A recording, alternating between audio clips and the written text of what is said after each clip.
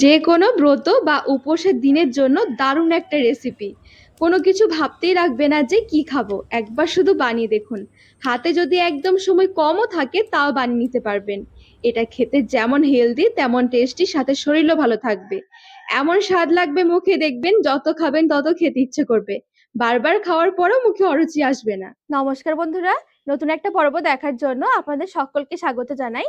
আজকে বানিয়ে দেখাবো একদম মুখে লেগে থাকার মতন টক ঝাল মিষ্টি সাবুর পোলাও। বাড়িতে একবার হলো তৈরি করে দেখতে পারেন, খেতে ভীষণ ভালো লাগে। চলুন, আশা করছি আজকের রেসিপি অনেক ভালো লাগবে।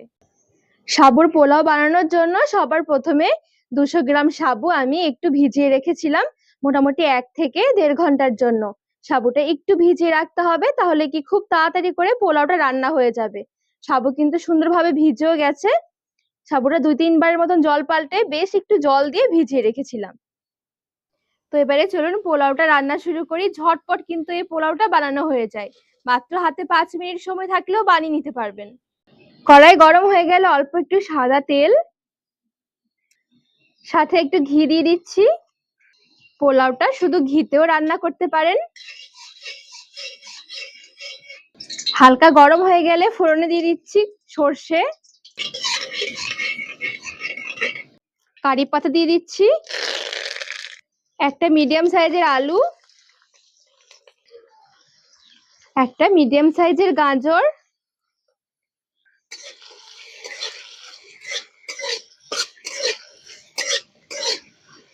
লবণ দিয়ে দিচ্ছি।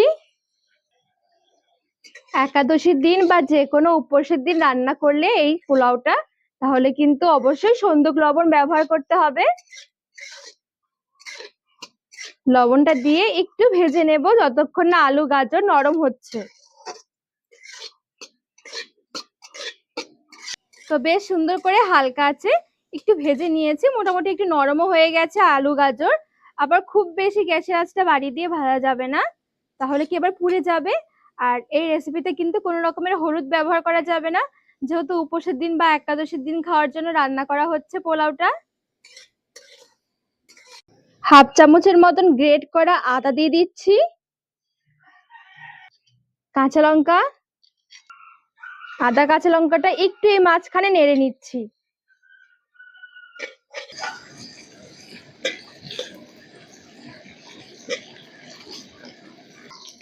একটা মিডিয়াম সাইজের টমেটো, কিছুটা কিশমিশ, আর কিছুটা দিয়ে দিচ্ছি কাজু।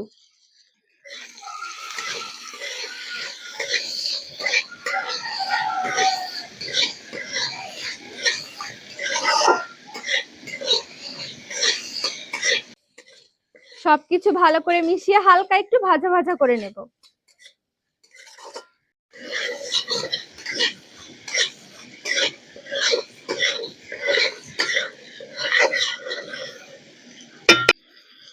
এবারে অল্প একটু চিনি দিয়ে দিচ্ছি, চিনিটা নেড়ে ছেড়ে নেব।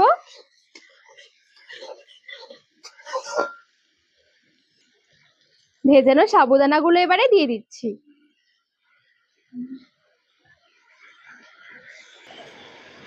আর একটু সন্দুক লবণ দিয়ে দিলাম।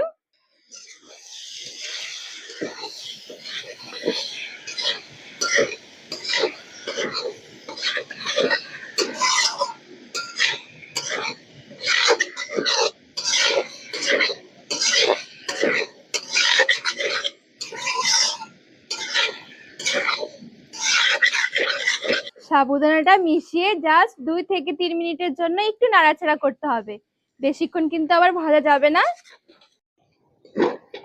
দেখবেন নাড়াচাড়া করতে করতে সাবুদানাটা অনেকটাই চেঞ্জ হয়ে যাবে। এই দেখুন,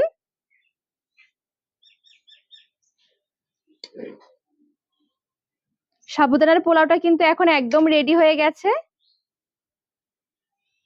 আঁচ বন্ধ করে দিতে হবে। খুব বেশি সাবুদানাটা দিয়ে ভাজলে একদম স্টিকি হয়ে যাবে, একটার সাথে একটা লেগে যাবে। সাবুদানা কিন্তু ঝরঝরে ভাব থাকবে না। তো আঁচ বন্ধ করে দিয়ে একটু ছড়িয়ে নিচ্ছি ভাবে। তো একদম ঝরঝরে সাবুর পোলাও রেডি হয়ে গেছে, টক ঝাল মিষ্টি, দারুণ লাগবে খেতে। এবারে চলুন গরম গরম সার্ভ করে নিই।